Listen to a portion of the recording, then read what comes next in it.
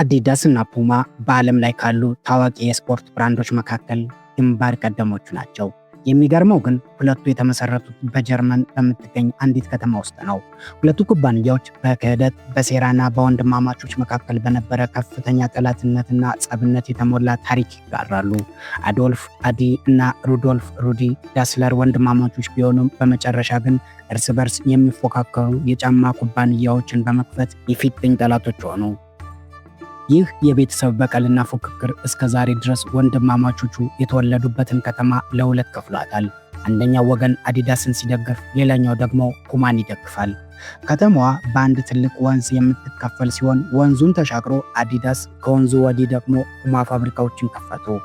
በዚህ ምክንያት የአንድ ከተማ ነዋሪዎች የሆኑ የሁለት ድርጅት ሰራተኞች ልክ እንደ ወንድማማቾቹ ሁሉ ባለንጦች ሆኑ። ድርጅቶቹ በየአካባቢያቸው ለሚገኙ ነዋሪዎች የሥራ ዕድልን ከመፍጠር ባለፈ ለልጆቻቸው ትምህርት ቤቶችን ከፈቱ። ይህም ተቀናቃኝነቱን ከቤተሰብ አልፎ ወደ ልጆቻቸው ወሰደው። በአዲዳስ ወገን ያሉት የፑማን፣ ከፑማ ወገን ያሉትም የአዲዳስን ጫማ ማድረግ ወንጀል አደረጉ። በከተማዋም ወዳጅነት ለመመስረት ቀድሞ የሚታየው ጫማ ሆነ። ጫማ የሚመሳሰል ከሆነ ወዳጅ ትሆናለህ፣ ካልሆነ ግን ጠላት ነህ።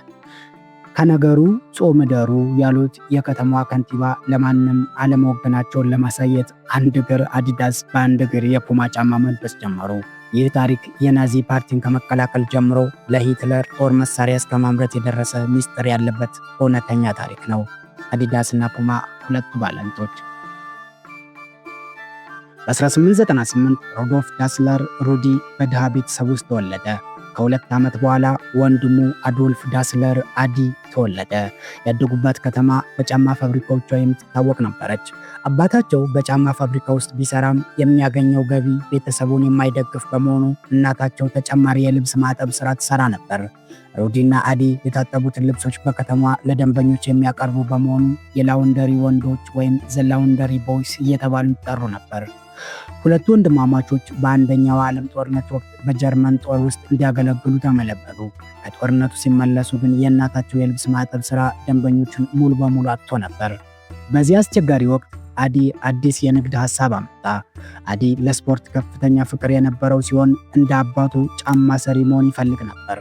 በወቅቱ ለተለያዩ ስፖርቶች የሚሆኑ ልዩ ልዩ ጫማዎች ስላልነበሩ አዲ ለሩጫ የሚሆን የካስማ ወይም ስፓይክ ጫማዎችን ቢሰራ አትሌቶችን እንደሚጠቅም ተገነዘበ። የእናታቸውን ልብስ ማጠቢያ ክፍል ወደ ጫማ መስሪያ ሼድ ቀየረው። ነገር ግን ገንዘብም ሆነ ቁሳቁስ አልነበረውም። ከተማዋም የመብራት አገልግሎት አጥታ ነበር። አዲ ተስፋ ሳይቆርጥ በአሮጌ የጦር ሜዳዎች ላይ የተዘዋወረ የቆዳ ቁርጥራጮችን፣ የወታደር ኮፍያዎችንና የተበላሹ የፓራሹት ገመዶችን በመሰብሰብ ጫማ መስራት ጀመረ። የመብራት እጥረቱን ለመቅረፍ ደግሞ የቆዳ መቁረጫውን ከብስክሌት ጎማ ጋር አያይዞ ጓደኛው ብስክሌቱን እየነዳ እሱ ጫማ እየቆረጠ በማድረግ ኃይል ያመነጭ ነበር። በእነዚህ አስገራሚ ፈጠራዎች የተሰሩት ጫማዎች ጠንካራ በመሆናቸው በከተማዋ ተወዳጅ ሆኑ። የንግዱ እድገት ተስፋ ያለው መሆኑ ያየው ወንድሙ ሩዲ ስራውን ትቶ ከአዲ ጋር ተቀላቀለ። ሩዲ ማህበራዊና ተግባቢ በመሆኑ በሽያጭ ሴልስ ላይ ሲያተኩር፣ አዲ ደግሞ ዲዛይንና ምርት ላይ አተኮረ።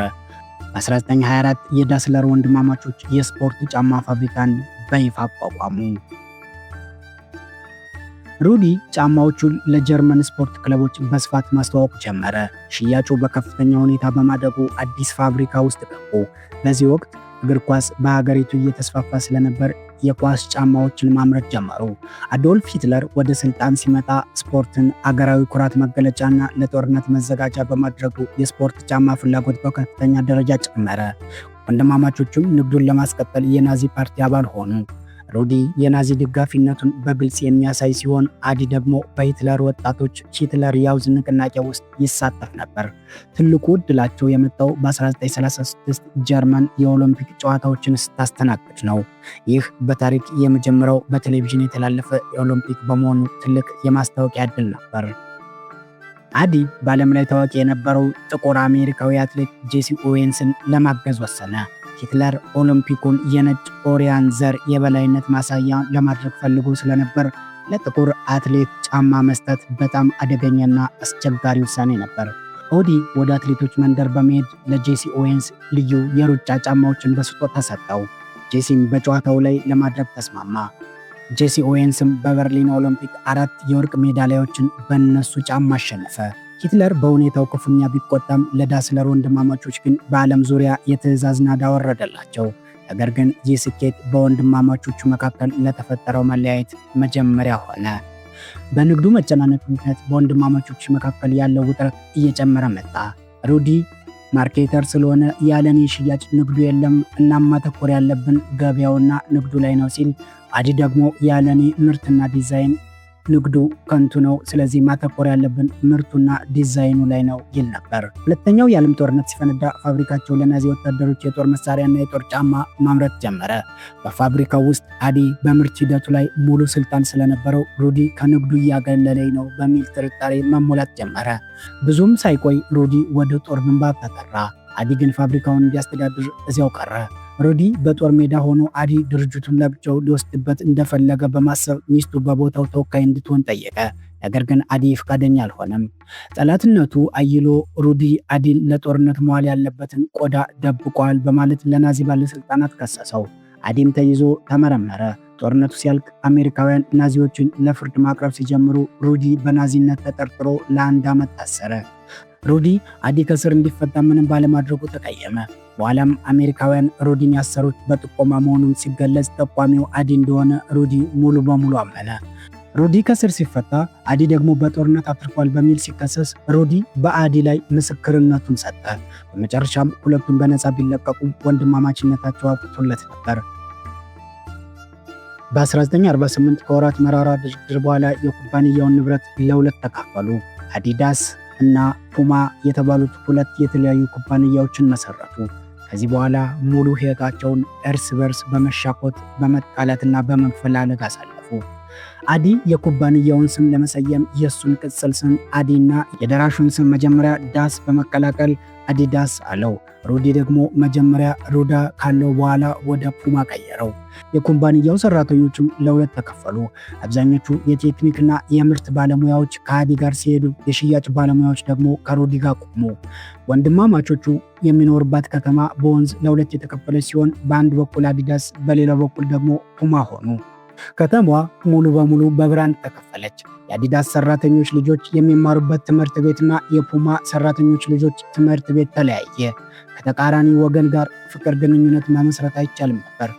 ሰዎች ከመግባባታቸው በፊት የትኛውን ጫማ እንዳደረግ ለማየት ሁልጊዜ ወደ ታች ወደ እግርህ ስለሚያዩ ከተማዋ የጎበጡ አንገቶች ከተማ ወይም ታውን ኦፍ ቤንት ኔክስ ተባለች። ብቸኛውና ገለልተኛው ሰው ከሁለቱም ወገን አንድ ጫማ በአንድ እግሩ አዲዳስን በአንድ እግሩ ፑማን አድርጎ የሚንቀሳቀሰው የከተማዋ ካንቲባ ነበር። ከጦርነቱ በኋላ ለመጀመሪያ ጊዜ የተደረገው የዓለም ዋንጫ ጀርመን ብሔራዊ ቡድን ዝግጅት ጀመረ። ሩዲ ከአሰልጣኙ ጋር በክፍያ ባለመስማማቱ አዲ እድሉን አግኝቶ ከቡድኑ ጋር ስምምነት አደረገ። ስለዚህ የጀርመን ቡድን አዲዳስን ለበሰ። የጀርመን ቡድን ባልተጠበቀ ሁኔታ ለፋይናል ደረሰ። በፋይናሉ ጨዋታ ላይ ለ4 ዓመታት ያልተሸነፈችው ጠንካራውን ሃንጋሪን ገጠሙ። ጨዋታው ከመጀመሩ በፊት ግን ከባድ ዝናብ መዝነብ ጀመረ። ይህ ለአዲዳስ መልካም ዜና ነበር። ምክንያቱም አዲ የሰራቸው ጫማዎች በምድር ላይ እንዳይንሸራተቱ በመስማር በሚቀያየሩ ካስማዎች ወይም አጀስቴብል ክሊትስ ነበራቸው። የሃንጋሪ ተጫዋቾች በጭቃው ላይ ሲንሸራተቱ፣ የጀርመን ተጫዋቾች ግን በጥሩ ሁኔታ በመሮጥ 3-2 በሆነ ውጤት አሸንፈው የበርሊን ተአምር የተባለውን ታሪካዊ ድል ተቀዳጁ። ይህ ድል አዲን አገራዊ ጀግና አደረገው። ለአዲዳስም ትልቅ ገበያ ፍላጎት ፈጠረ። ሩዲ ይህንን ወርቃማ ድል በማጣቱ በጣም ተበሳጨ። ከዓመታት በኋላ በሜልቦርን ኦሎምፒክ የፑማ ጫማዎች በጉምሩክ እንዲታገዱ አዲዳስ ጉቦ ሰጥቷል የሚሉ ወሬዎችም ውጥረቱን አባባሱት። ሁለቱ ኩባንያዎች ጫማዎችን ብቻ ሳይሆን ቁምጣ፣ ካልሲና ሲኒከር ማምረት ጀመሩ። በመቀጠልም የወንድማማቾቹ ልጆች የአዲ ልጅ ሆርስትና የሩዲ ልጅ አርመን ኩባንያዎቹን ማስተዳደር ሲጀምሩ የቤተሰቡ ፍክክር ወደ ቀጣዩ ትውልድ ተላለፈ። ሁለቱ ኩባንያዎች ታዋቂ አትሌቶችን ለማስፈረም በሚያደርጉት የዋጋ ፉክክር ከፍተኛ ገንዘብ ያባክኑ ነበር። ይህንን ገንዘብ ኪሳራ ለማስቆም በ1970 በሜክሲኮ የዓለም ዋንጫ ወቅት ሆረስት አዲዳስ እና አርመን ፑማ አንድ ሚስጥራዊ ስምምነት አደረጉ። በወቅቱ በዓለም ላይ ታዋቂ የነበረውን እግር ኳስ ተጫዋች ፔሌን ሁለቱም ኩባንያዎች ላለማስፈረምና የዋጋ ውድድር ውስጥ ላለመግባት ተስማሙ። ፔሌ ለሁለቱም ቀይ ዞን፣ ቀይ ቀጠና፣ ክልክል ቀጠና ሆነ። ነገር ግን በሩብ ፍጻሜው ጨዋታ ላይ ፔሌ የፑማን ጫማ አድርጎ ሲወጣ የአዲዳስን ቡድን በድንጋጤና በቁጣ ተሞላ። ጨዋታው ሊጀምር ሲል ፔሌ ዳኛውን አቁም ብሎ ተንበርክኮ የፑማ ጫማውን ክር አሰረ። በዚያች ሰዓት በሚሊዮኖች የሚቆጠሩ የቴሌቪዥን መስኮት የፑማን አርማ አዩ። ፑማ ስምምነቱን በመጣስ ለፔሌ $125,000 በላይ ከፍሎት ነበር። ፔሌ ብራዚልን ለድል በማብቃቱ ፑማ በዓለም አቀፍ ደረጃ በሽያጭ አንደኛ ሆነ። በአርመን ክህደት ምክንያት የአዲዳስና የፑማ ቂም በድጋሚ ነደደ። ወንድማማቾቹ ሩዲና አዲ በ70 ዓመታቸው ሳይነጋገሩ ቀሩ። ሩዲ በሳምባ ካንሰር ሲሞት እንኳን አዲ ቢጠይቀውም ሆነ ቀብሩ ላይ ሊገኝ ፈቃደኛ አልነበረም። ከዓመታት በኋላ አዲም ሞተ። ሁለቱም የተቀበሩት በአንድ መቃብር ውስጥ ቢሆንም በተቃራኒ ጫፎችና በጥላቻ ውስጥ ነበሩ። መስራቾቻቸው ከሞቱ በኋላ ልጆቻቸው ኩባንያዎቹን ለመምራት ተቸገሩ።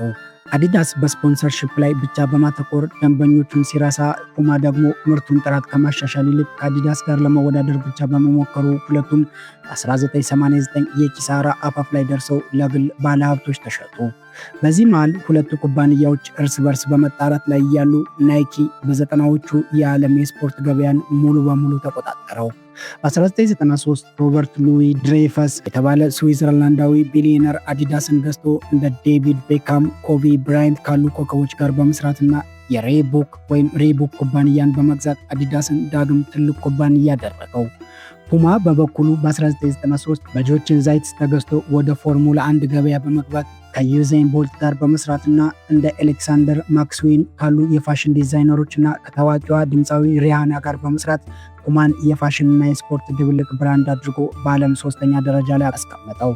እንደ አውሮፓውያን አቆጣጠር በ2009 የሁለቱ ኩባንያው ሰራተኞችና ዋና ስራ አስፈጻሚዎች የወንድማማቾቹን የዘመናት ቂም ለመቋጨት በጋራ የእግር ኳስ ጨዋታ አደረጉ።